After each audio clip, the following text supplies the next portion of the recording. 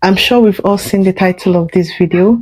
We're here to talk about the powerful women in history in celebration of the International Women's Day. Once upon a time, a woman's role was strictly defined and she was expected to be a homemaker and a nurturer and nothing more. Fast forward to today, we see women not just breaking barriers, they're also building empires. Now, in our personal lives, I'm sure we have good examples of women like this, but for the purpose of this video, I would like to be discussing women that we both know. And this, when I say this, I mean celebrities, people that's in our faces or in the social media spaces. Women are shaping global conversations, and the evolution of women is nothing short of phenomenal. Today, let's take a journey through time and celebrate the unstoppable rise of women in society. In the early 1900s, most women couldn't vote, they couldn't own property or even open a bank account without a man's permission, but the winds of change were beginning to blow with time.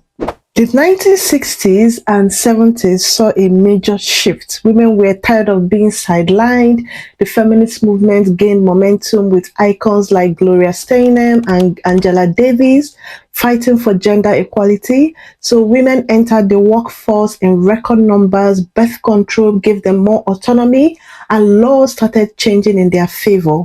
By the 1980s, women were climbing the corporate ladder, but true financial independence was actually still a battle. Now, fast forward to the 1990s and early 2000s, let's talk about Oprah Winfrey. The 90s and early 2000s introduced us to women who were not just workers, but leaders. One of them is Oprah Winfrey. I'm sure we all know her. So she became a media mogul, breaking boundaries with her empire. At that time, female CEOs were becoming a thing. Women started owning their power, proving that they were more than just homemakers and they were also visionaries. This leads us to the next section of this video, whereby we'll be talking about different women that we both know that have redefined what success is like. Oprah Winfrey became the first Black woman to host and own a talk show. The Oprah Winfrey Show literally proved to women that, especially the women of color, that they could belong to such media spaces. And not just that, she also owned some network television, some productions. She literally showed women that they were more than just employees. Not that there's anything wrong in being an employee, but just get the gist, that they could also become CEOs and have a thing of their own. She also used her platform to impact people. She has the Oprah's Book Club, and she also has some philanthropic efforts whereby she championed women's education, their personal growth, and their financial independence. She has one of those academies in South Africa.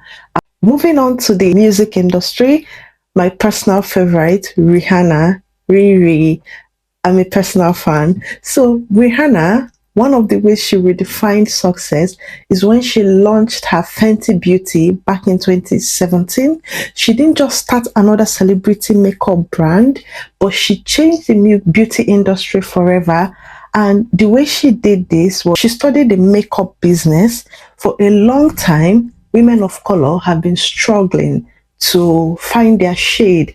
There's usually this lack, not just women of color, there's usually this lack about women who are very dark and also women who are very light complexioned.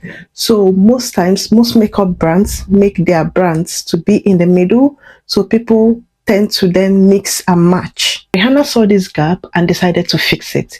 Partnering with LVMH, she spent years developing a brand that focused on inclusivity, and what was the result? A makeup line that launched with a groundbreaking 40-shade foundation range, something that was actually almost unheard of. The brand launched in September 2017 with a global release in Sephora stores and online. It sold out instantly, proving that there was a huge demand for this diverse shade range. Fenty Beauty wasn't just about makeup, it was about representation. Rihanna's marketing campaign featured all skin tones, ethnicities, and genders, sending a very strong message that beauty is for everyone. I could keep going on and on, listing many women. Oh, Beyonce. I don't even know why I didn't remember her. She's not just an artist, she's actually a movement, and she has some businesses which she has proved that she's a powerful woman, both in the entertainment world and in the business world.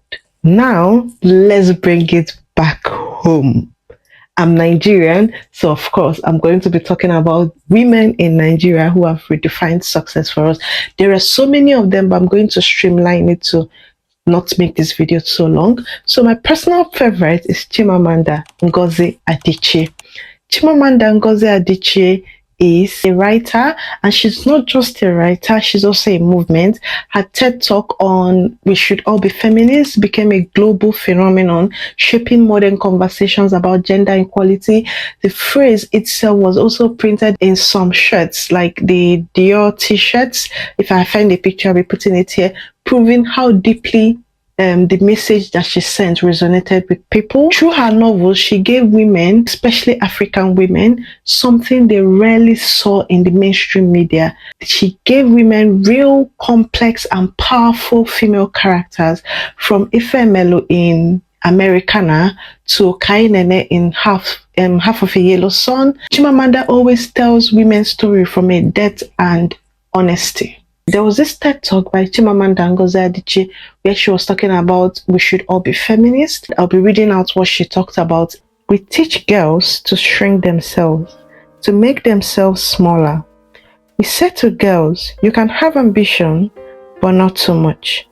You should aim to be successful, but not too successful. Otherwise, you will threaten the man. Because I am female, I am expected to aspire to marriage. I am expected to make my life choices, always keeping in mind that marriage is the most important. Marriage can be a good thing and also be a source of joy and love and mutual support.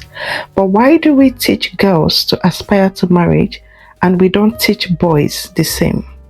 We raise girls to see each other as competitors, not for jobs or accomplishments, which can be a good thing, but for the attention of men. We teach girls that they cannot be sexual beings in the way that boys are. Feminist, a person who believes in the social, political, and economic equality of sexes. Moving on to another woman who has redefined success for women is Ngozi Okonjo-Iweala. Ngozi Okonjo-Iweala is a name that commands respect worldwide.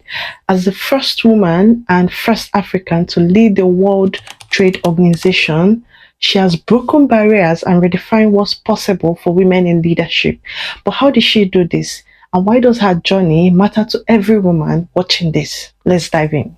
Long before Ngozi's WTO appointment, as a Nigerian finance minister, she tackled corruption, negotiation, and debt relief, and also boosted the economic reformation, proving that women could lead finance in a sector long dominated by men. Her leadership at the WTO is historic, and she continues pushing for fairer trade policies that benefits developing nations, proving that women can be powerful decision makers on a global scale. To quickly wrap this up, I also like to talk about Dora Akunyili.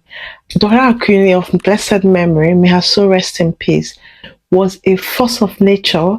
As the Director General of NAFDAC, she fought tirelessly against counterfeit drugs in Nigeria at a time when fake medications were causing thousands of deaths. She led major crackdowns on drug cartels, shutting down illegal factories and ensuring safe medications for Nigerians. But her impact wasn't just in public health, it was also a way to show women that leadership is about action and not just titles. It's very important to point out that you mustn't have to make a global impact to feel like a success.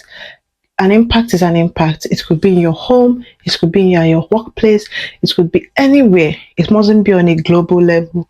I'm talking about the global levels because those are the ones we can relate to.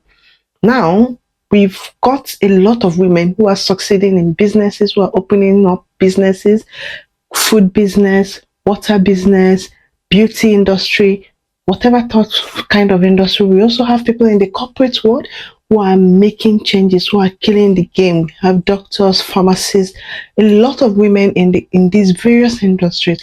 We also have this particular industry which is dominated by men. This is the engineering industry, and you see women making it. You see women in tech. So women are actually doing so well in the society, and nothing is wrong with being a traditional wife. If you are, nothing is wrong in being a wife or a lady who is not working. Taking care of kids is actually one of the most difficult jobs to do, and it's something that should be recognized. It's something that should be taken serious. You see women in the society when they talk about being stay-at-home mom. I've seen a video whereby a lady was talking about how she's not so proud of saying that she's a stay-at-home mom. It's actually a very great job, a very good thing to do, because you're raising the next generation. But it becomes an issue if that is not really what you want to do and you're being coerced into doing it. That is when it's an issue, and that is why we are here to talk about it, to enlighten people that women are just more than being nurturers. Yes, it's still a struggle for a lot of women, because I'll use for the one I know back in Nigeria, you still see some young women who are getting pregnant at the age of 14, 15. These are the things that are constantly being battled by women, and these are the changes we are hoping to see in the next few years. So it's going to be a constant struggle. It's going to be a constant battle. But the good thing is that we've made progress thus far, looking at the previous times till now. Remember, there was a time when women couldn't vote, but now women can vote. There was a time women couldn't open a bank account without the permission of their husband, but now they can. So we're making progress, but of course, there's still more work to be done. And hopefully, in the next few years, it will be done. Thank you for watching this video. And if you enjoyed this video, please do well to like, subscribe, share this video to any woman you think that needs to see this video, and also comment down below what you love the most about being a woman, and also share your role model, a woman who is your role model if you can. And yeah, I think this is the end of this video. Thanks for watching this video, and I'll see you in my next video. Bye.